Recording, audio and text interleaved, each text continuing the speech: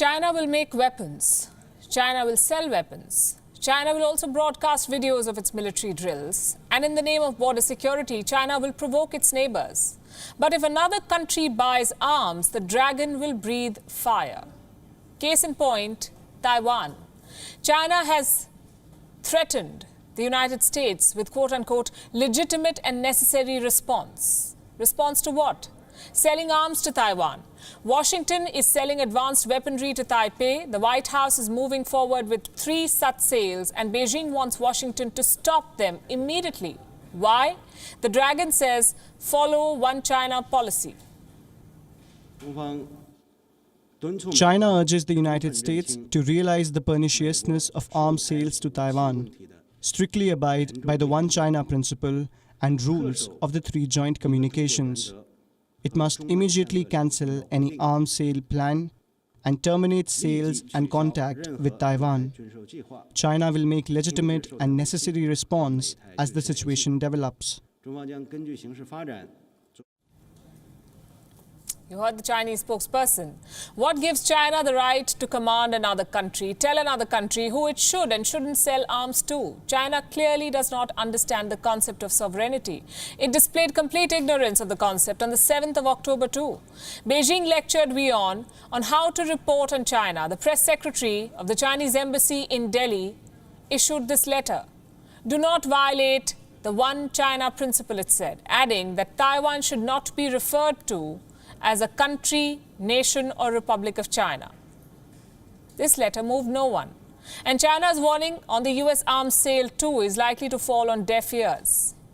It's high time Beijing realized that while it may be stuck to the illusion of a one China policy, Taipei has moved on.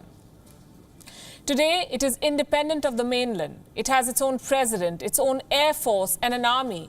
Taiwan also has the right to secure its border and buy weapons. FYI, here's what Taiwan is buying from the US. Reports say there are at least 7 major weapon systems. So far, informal notifications have been issued for 3 of them. A truck-based rocket launcher made by Lockheed Martin. It is called a High Mobility Artillery Rocket System. There's also a long-range air-to-ground missile made by Boeing. It is called the SLAM-ER. The third notification ID for external sensor pods for F-16s. They allow real-time transmission of imagery and data from the aircraft to ground stations. In the pipeline are drones, anti-ship missiles, underwater mines, etc. All of these sales await formal notification to Congress. There are no suggestions of either Taiwan or the US buckling under Chinese threats. And the last thing China should be doing is preaching others about propriety and principles. Look at what Beijing is up to in the East China Sea. Chinese vessels have intruded into Japanese waters.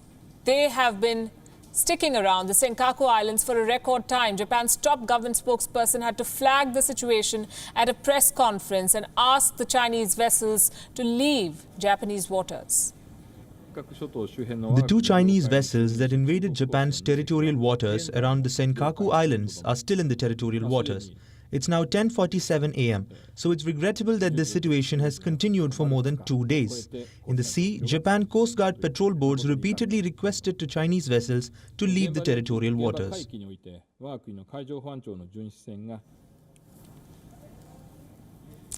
Like you heard, the Chinese vessels have been near the Senkaku Islands for 2 days. The Senkakus are Japanese territory. Tokyo has been administering them since 1972, but China calls these islands, its quote-unquote, inherent territories, whatever that means. Beijing has been trying to assert its claim over the Senkaku Islands. It refers to them as Diaoyu. In July, Chinese vessels intruded into Japanese waters for 3 hours and 23 minutes. These are one of the many examples of how China has time and again violated the 1982 Convention on the Law of the Sea. Beijing is a party to this treaty, and yet its maritime activities undermine the status quo at the East China Sea and the South China Sea. This is not the only international treaty, by the way, that China is violating. On what ground, then, does China demand that the world abide by its One China policy?